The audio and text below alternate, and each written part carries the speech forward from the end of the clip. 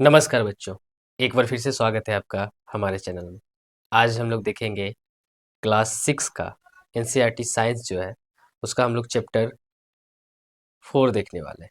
ठीक है, इस चैप्टर का नाम है गेटिंग नो प्लांट। जैसा कि आपको लिखा हुआ है गेटिंग टू नो प्लांट, यानी पौधों को जानिए। ठीक है, तो इस चैप्टर में हम लोग पढ़ेंगे पौधों के बारे में। पौधे कितने प्रकार के होते हैं, पौधे में क्या क्या होते हैं, पौधे से हमें क्या क्या मिलता है, इन सभी चीज़ों पे आज हम लोग चर्चा करेंगे। ठीक है, तो ये उन सभी के लिए इम्पोर्टेंट है जो कक्षा 6 में क्लास 6 में है, उनके लिए भी इम्पोर्टेंट है। जो इस बार बीपीएससी देने वाले हैं 6 to 8 देने वाले हैं। उसमें साइंस पूछता है आपका 40 नंबर। ठीक है, जीएस सेक्शन में आपको उसमें भी साइंस पूछता है। ठीक है, या फिर डीएलएड का तैयारी जो कर रहे हैं, डीएलएड का जो एंट्रेंस देने वाले हैं, उनके लिए भी उपयोगी हो सकता है ये। मतलब सभी के लिए जहाँ जहाँ साइंस का टॉपिक पूछ रहा है, एनसीईआरटी सब जगह उपयोगी है। ठीक है, तो चलिए बिना समय के बाद हम लोग शुरू करते हैं। देखिए यहाँ पे जो दिया हुआ है ना एनसीईआरटी में, ठीक है, एनसीईआरटी में जो दिया हुआ है कि पौधों के लंबाई, पौधों के लंबाई एवं आकार के हिसाब से इसको 3 भाग में बांटा गया है। कितने भाग में बात बात कर रहा है? 3 भाग में, लंबाई और आकार के हिसाब से। लंबाई और आकार के हिसाब से 3 भाग में बांटा गया है। लेकिन हम कहेंगे कहीं कहीं आपको 5 भाग। भाग तो है ठीक है, प्रकार भी कभी कभी पूछता है, कितने प्रकार के होते हैं पौधे, तो प्रकार भी तो जानना जरूरी है। तो इसीलिए हम यहाँ पे लिखे हैं किताब से कुछ ज्यादा, जो आपका बुक में है उससे कुछ एक्स्ट्रा यहाँ पे बताएंगे। ठीक है, तो वो लास्ट में बताएंगे, पहले पूरा बताने के बाद। ठीक है, पहले जो दिया हुआ है उसको पहले हम लोग देखते हैं। सबसे पहले साग के बारे में चर्चा कर रहे हैं, हर्ब। ठीक है, जिसको हर्ब बोलते हैं, साग भी बोलते हैं। इसको हम लोग इंग्लिश में हर्ब बोलते हैं। ठीक है, और यहाँ पे देखिए बस, बस, और इसको हिंदी में झाड़ी बोलते हैं। फिर ये देखिए पौधा या वृक्ष, पौधा को हम लोग प्लांट और वृक्ष को हम लोग ट्री बोलते हैं। दोनों के बारे में चर्चा करेंगे, प्लांट क्या होता है, ट्री क्या होता है। ठीक है, तो सबसे पहले हम लोग हर बातें हैं, साग सब्जी वगैरह खाते हैं ना, साग वगैरह खाते हैं, तो उसके बात उसका बात हो रहा है यहाँ पे। ठीक है, वहीं हो जाएगा बस झाड़ी, झाड़ी वगैरह। ठीक है, झाड़ियाँ या जड़ी बूटी उसको भी बोल सकते हैं। ये जड़ी बूटी में ये भी आ सकता है, औषधि के रूप में देखिए, है ना, जड़ी बूटी में आ सकता है। तो देखिए पहले सबसे पहले हम लोग साग के बारे में जानते हैं, साग, हर्ब्स।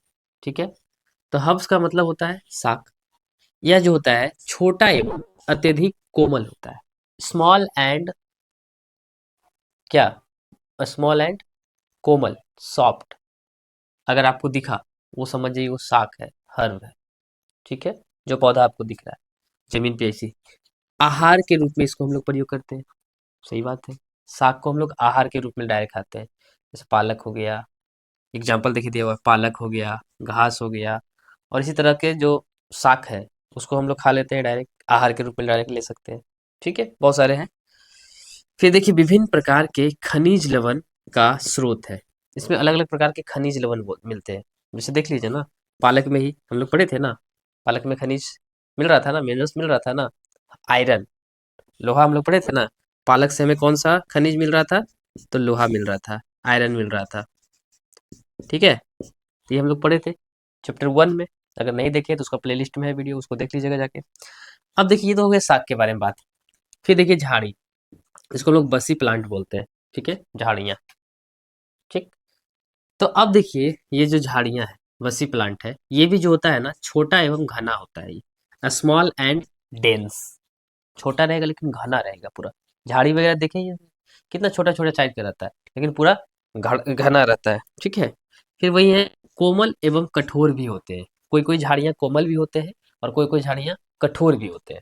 ठीक है, 3 बातों पे भी ध्यान देखना है। ये जो है औषधि के रूप में भी प्रयोग किए जाते हैं। जैसे नीम का पेड़, नीम का पत्ता, तुलसी का। ठीक है, नीम का, हाँ, तुलसी का देख लीजिए, तुलसी का, ये सब औषधि के लिए उपयोग में लिया जाता है। ठीक है, जिसके दो कुछ एग्जाम्पल है, अनार जिसको हम लोग पॉमी ग्रेनेट बोलते हैं, फिर हमारा मेहंदी है जिसको हेना बोलते हैं इंग्लिश में, और मिर्ची है जिसको हम लोग इंग्लिश में चिल्ली बोलते हैं। तो ये सब औषधि के रूप में भी काम में आता है।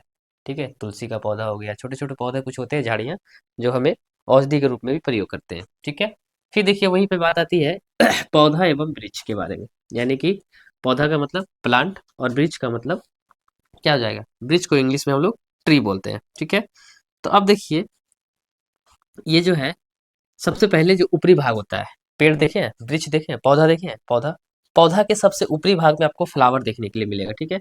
इसका फिगर जो है आप देख लीजिएगा।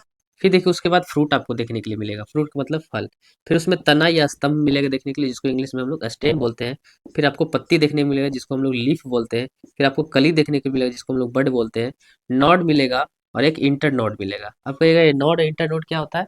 तो जैसे कहने का मतलब एक पेड़ है, ठीक है, एक पेड़ है, इससे एक और तना निकला हुआ है, यहाँ भी एक तना निकला हुआ है, यहाँ भी एक तना निकला हुआ है, यहाँ भी एक तना निकला हुआ है, ठीक है।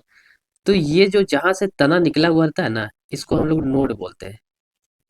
और ये तना और वो तना जो निकला हुआ है, ये ट्रंक जो निकला हुआ है, इसके बीच की जो दूरी है, इसको हम लोग इंटर नोड बोलते हैं, ठीक है। ये याद रखिएगा। अब देखिए प्राथमिक मूल क्या होता है।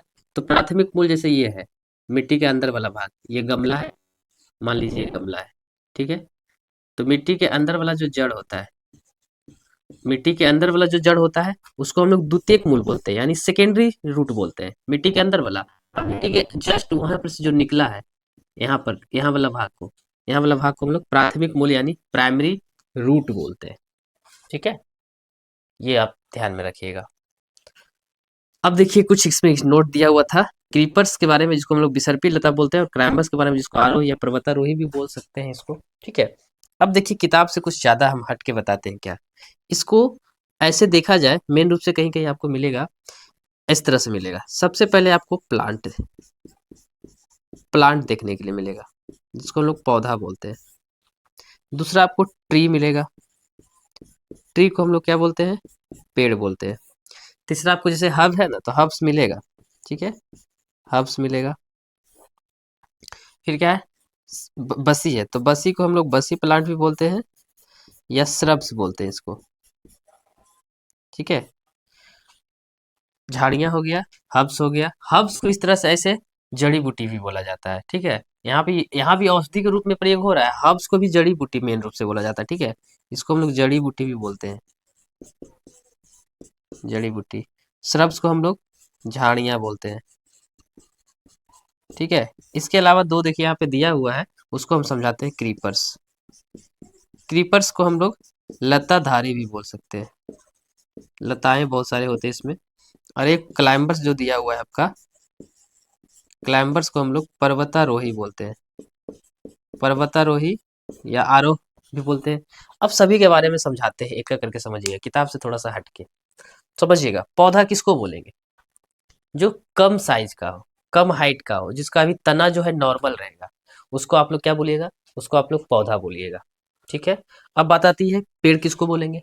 तो तना जिसका तना जो है क्या हो गया है, थोड़ा सा विशाल हो गया है, थोड़ा मोटा हो गया है, कठोर हो गया है, उसको हम लोग ट्री बोलेंगे, ठीक है। हर्ब्स किसको बोलेंगे? हर्ब्स तो आपने पढ़ लिया, जड़ी बूटी बोल सकते हैं। हर्ब्स ये है शाक जिसको बोलते हैं। एक बसी और श्रब्स झाड़ियाँ आपने पढ़ लिया। थोड़ा सा हम लोग जानते हैं क्रीपर्स के बारे में। तो क्रीपर्स क्या होता है? तो लताधारी पौधे होते हैं जो जमीन पर बिखेर कर दिखते होंगे ना, जैसे बोड़ा का हो गया, देखे हैं तो वो जमीन पे बिछ के होता है। वाटरमेलन तरबूज हो गया, ये सब जमीन पे बिछ के होता है ना, लत्ता बहुत सारा निकलता है और नीचे ही होता है। इसका स्टेम काफी मुलायम रहता है, ठीक है। किसी किसी का थोड़ा सा बहुत ज्यादा मात्रा में फैलता है, ठीक है। तो ये सब हो गया हमारा, क्रीपर्स में आ जाएगा। क्लाइंबर्स किसको बोलेंगे? जो किसी के सहारा, दीवार का सहारा या ऊंचा जगह पे कोई सहारा से ऊपर जाके वो क्या होता है, फल देता है, तो उसको हम लोग पर्वतारोही बोलेंगे, और इंग्लिश में क्लाइंबर्स बोलेंगे, ठीक है। तो इसमें इतना आपको समझ में आ गया, इतना कुछ जो समझाया यहाँ तक समझ में आ गया। अब इसके आगे और भी कुछ है, तो उसको हम लोग देखते हैं, इसको थोड़ा सा मिटाते हैं, ठीक है। ये बच्चों अब आगे की ओर बढ़ते हैं, हम लोग देखते हैं अब जड़ के बारे में और तना के बारे में, ठीक है। तो आइए समझते हैं एक एक करके सभी पॉइंट को, ठीक है। अब देखिए जो तना है, तना क्या है, जड़ क्या है। तो जड़ के बारे में पहले समझते हैं। जड़ यानी रूट, अभी जस्ट हम लोग पढ़े, दो प्रकार के जड़ होते हैं, एक प्राथमिक और एक द्वितीयक, पढ़े ना हम लोग। जिसको हम लोग क्या बोलते थे, प्राथमिक द्वितीयक, हाँ ठीक है। तो प्राथमिक को हम लोग प्राइमरी रूट और द्वितीयक को हम लोग सेकेंडरी रूट के नाम से जानते हैं, ठीक है। अब यहाँ पे समझिएगा बात को कि जड़ में क्या क्या होता है। तो जड़ में जो है नोड एंटीनोड नहीं होता है। नोड एंटीनोड किस में होता है? तो तना में होता है। तो एक तरह से हम लोग अंतर भी बता सकते हैं, समझ सकते हैं, एक एक करके समझिएगा। तना में क्या होता है? तना मतलब समझ ही रहे हैं, तना में नोड एवं एंटी नोड होता है। अगर आपसे अंतर पूछे तो अंतर के रूप में भी बता सकते हैं। वहीं देखिए रूट का जो है वृद्धि ऋणात्मक प्रकाश अनुवर्तन। अगर प्रकाश में वृद्धि इसका ऋणात्मक होता है और धनात्मक कहाँ होता है? तो गुरुत्वानुवर्तन। गुरुत्वानुवर्तन यानी गुरुत्वीय बल द्वारा, ग्रेविटेशनल बल द्वारा इसका क्या होता है? वृद्धि ज्यादा होता है अंदर की ओर। ठीक है, धूप में नहीं। यहाँ पे देखिए इसका वृद्धि जो है धनात्मक प्रकाश अनुवर्तन होता है एवं ऋणात्मक गुरुत्वानुवर्तन होता है। यानी ग्रेविटेशनल से कम होता है ऋणात्मक, और प्रकाश से धनात्मक होता है तना। ठीक है, फिर वही बात आती है जड़ जो है चूसक या सकसन यानी सकिंग या मकिंग बल द्वारा एवं कोशिका परासन, जिसको हम लोग कैपिलरी ऑस्मोसिस विधि द्वारा मिट्टी से जल एवं खनिज लवण का अवशोषण करते हैं। हम लोग तो यह जान रहे थे कि खनिज लवण और मिट्टी के द्वारा, मिट्टी और क्या बोल रहा है, जल एवं खनिज, मिट्टी में जल और खनिज जो हम लोग देते हैं वो मिट्टी के द्वारा अवशोषित करता है कौन? जड़ करता है। अब कैसे करता है ये भी जानते हैं, अपने अंदर सोखता है। तो वही हो गया चूसक या सकर्षण विधि द्वारा या कोशिका या परासरण की विधि द्वारा। ठीक है, ये एक विधि हो गया इसका। फिर देखिए यह जो है भोजन संग्रह के कारण फूल जाता है। कभी कभी जड़ में भोजन संग्रहण होते हैं। जैसे ऐसे नहीं पूछता है, एग्जाम में सवाल करता है कि कौन से प्लांट का हम लोग जड़ वाला भाग खाते हैं। ठीक है, तो देखिए जड़ वाला जो भाग खाते हैं वो हो गया गाजर, जिसको हम लोग कैरेट बोलते हैं। मूली हो गया जिसको हम लोग रेडिश बोलते हैं। चुकंदर हो गया जिसको हम लोग बीटरूट बोलते हैं। ठीक है, इसका कौन सा भाग खाते हैं? जड़ वाला भाग खाते हैं। और जड़ वाला भाग में क्या हो जाता है? भोजन संग्रहण के कारण फूल जा रहा है, भोजन संग्रहण हो रहा है जड़ में, तो ये जड़ वाला भाग खा रहे हैं। यहाँ देखिए फिर और बोला है कि एक बीज पत्ती पौधा का जड़ रेशेदार होता है। एक बीज पत्ती, जिसका एक बीज से जो पौधा उत्पन्न हुआ उसका जो जड़ होगा रेशेदार होगा। रेशेदार मतलब एक रेशे की तरह। और वही द्विबीजपत्री पौधा का जड़ क्या होगा? मूसलाधार, बहुत सारा जड़ रहेगा, छोटा छोटा भाग में, तो उस मूसलाधार हो गया। और रेशेदार मतलब एक सीधा आकार में। वहीं पे यहाँ पे आ जाइए, तना क्या बोल रहा है कि तना जो है रेगिस्तानी पौधा यानी नागफनी कैक्टस का पत्ता तना के रूप में विकसित हो जाता है। रेगिस्तानी पौधा क्या है? वो पौधा है लेकिन तना के रूप में विकसित होता है। ठीक है, इसको उतना पानी भी नहीं चाहिए। फिर देखिए बोल रहा है कि कुछ खाने योग्य तना भी है।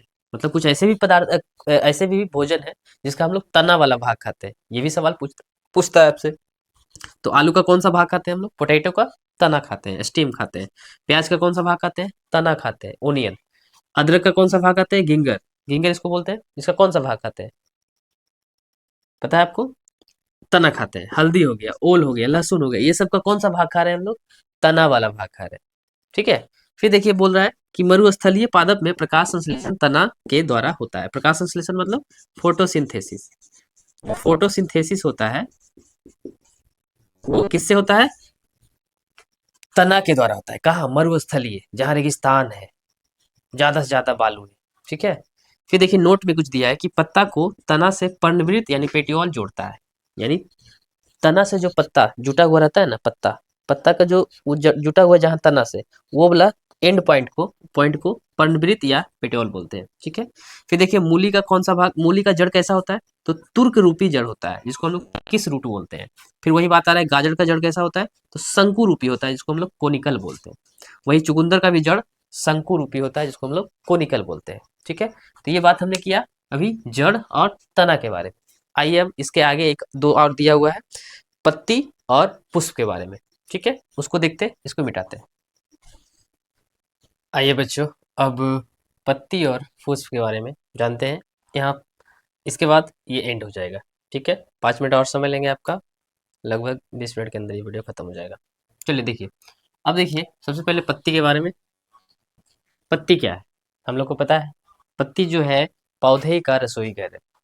ठीक है, पौधे में भोजन कहाँ बनता है? तो पत्ती में बनता है। आपसे अगर कोई पूछे कि पौधे में भोजन कहाँ बनता है, तो पत्ती में बनता है। ठीक है, और पत्ती में भोजन कैसे बनता है, तो आइए समझते हैं क्या करके। सबसे पहले बोल रहा है कि पत्ती का जो रंग होता है हरा किसके कारण होता है? तो क्लोरोफिल के कारण। उसमें क्लोरोफिल पाए जाते हैं, इस वजह से वो रंग हरा होता है। ठीक है। कुछ कुछ अपवाद में बहुत सारे पत्ते, कुछ ऐसे भी पत्ते हैं जो हरा नहीं है लेकिन उसमें क्लोरोफिल पाए जाते हैं, वो आगे चल के आपको पढ़ना है। ठीक है, अभी जितना है उतना जानते हैं। क्लोरोफिल का मुख्य घटक कौन है? तो Mg। ठीक है, याद रखिएगा, मैग्नीशियम। फिर देखिए, पत्ती में प्रकाश संश्लेषण, जिसको हम लोग फोटोसिंथेसिस बोलते हैं, की क्रिया होती है। यानी प्रकाश संश्लेषण की क्रिया कहाँ होती है? पत्ती में होती है। तो भोजन कहाँ बनेगा? पत्ती में बनेगा। ठीक है, आगे बढ़ते हैं। पत्ती को क्या कहा जाता है? पौधे का रसोई घर, किचन ऑफ प्लांट। आप लोग पढ़े होंगे इंग्लिश मीडियम वाले। किचन ऑफ प्लांट जो होता है वो क्या होता है? पत्ती यानी लीफ होता है। ठीक है। फिर देखिए, पत्ती के जो रंध्र होते हैं, स्टोमाटा बोलते हैं, से जलवाष्प की हानि यानी वाष्पोसर्जन होता है। पत्ती के जो रंध्र होते हैं, छोटे छोटे छिद्र होते हैं, रंध्र देखे होंगे, उससे क्या होता है? वाष्पोत्सर्जन होता है। पानी की अधिकता, जो पानी यूज था करना वो कर लिया, भोजन बना लिया, फिर पानी को वाष्पोत्सर्जन द्वारा, वाटर वेपर के द्वारा हवा में छोड़ा जाता है। किसके द्वारा? तो रंध्र के द्वारा, स्टोमेटा के द्वारा, स्टोमाटा के द्वारा। ठीक है। रंध्र जो होता है स्टोमाटा, खोलने के लिए जल एवं बंद करने के लिए पोटेशियम की आवश्यकता होती है। जल खुलने के लिए तो खुल जाएगा रंध्र, जल ज़्यादा मात्रा में रहेगा तो। उसको अगर बंद करना है तो पोटेशियम की आवश्यकता होगा। के इसको बोलते हैं, पोटेशियम को शॉर्ट में के। ठीक है, पोटेशियम अगर देते हैं तो वो बंद हो जाता है। कुछ कुछ देखिए, कुछ पत्ती जो होता है वाष्पोत्सर्जन को रोकने के लिए, यानी वाष्पोत्सर्जन वाटर वेपर को रोकने के लिए, वो क्या होता है? कांटे के रूप में परिवर्तित हो जाता है। जैसे में बैर का पेड़ में देखे होंगे, बहुत सारा बैर का पेड़ में कांटा हो जाता है, तो वाष्पोत्सर्जन यानी वाटर वेपर को रोकने के लिए वो कांटे के रूप में बदल जाते हैं। फिर देखिए, ब्रायोफाइलम में जनन पत्ती के माध्यम से ही होता है। ब्रायोफाइलम एक प्रकार का पौधा है जिसमें जनन जो होता है पत्ती के द्वारा होता है। ठीक है, याद रखिएगा। अब देखिए पुष्प के बारे में। ठीक है, तो पुष्प का हिंदी इंग्लिश होता है फ्लावर। ठीक, तो फ्लावर जो है यह पौधा का मुख्य जनन अंग होता है। ठीक है, पौधा का अगर मुख्य जनन अंग आपसे पूछा जाए तो वह फ्लावर होता है, यहीं से फल का निर्माण होता है। ठीक है, फिर देखिए, इसमें जो है सबसे नीचे जो होता है बायदल होता है, जिसको हम लोग क्लस्टर ऑफ सेपल्स बोलते हैं। बायदल पुंज होता है जिसमें क्लोरोफिल पाया जाता है। बायदल मतलब गुलाब का पेड़ देखिए, गुलाब का फूल देख लीजिए, बाहर में जो है वो बायदल पुंज हो गया। ठीक है, उसके अंदर वाला को बोलते हैं दल पुंज। ठीक है, देखिए बायदल पुंज के बाद दल पुंज होता है जो विभिन्न रंग का होता है। बायदल पुंज के बाद वाला जो होता है वो दल पुंज होता है जो अलग अलग रंगों का होता है। ठीक है, फिर याद रखना है आपको कि मादा जनन भाग कौन कौन है और नन जनन भाग कौन कौन है, ये याद रखना है। तो मादा जनन भाग आपसे पूछेगा तो अंडाशय जो है मादा जनन भाग है, वर्तिका मादा जनन भाग है, और वर्तिकाग्र जो है ये भी मादा जनन भाग है। अब आपसे पूछेगा नर जनन भाग कौन कौन है, तो पुंकेसर और पुमंग। ठीक है, ये याद रखिएगा। मादा जनन में एक स्त्री केसर भी होता है, जिस तरह से ये पुंकेसर है ना, उसी तरह से स्त्री केसर भी एक होता है। अब देखिए, याद रखना है, फल का निर्माण अंडाशय में होगा और बीज का निर्माण बीजांड में होगा।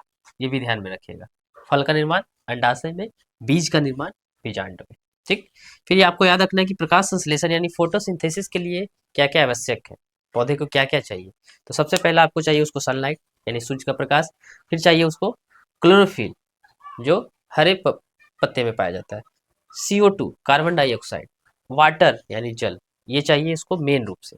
ठीक है, तभी ये फोटोसिंथेसिस यानी प्रकाश संश्लेषण कर पाएगा, भोजन बना पाएगा। अब देखिए मुख्य उत्पाद क्या है, तो मेन रूप से इसको जो चाहिए वो है कार्बन डाइऑक्साइड, जो हम लोग इसको देते हैं। हम लोग कार्बन डाइऑक्साइड छोड़ते हैं और ऑक्सीजन ग्रहण करते हैं।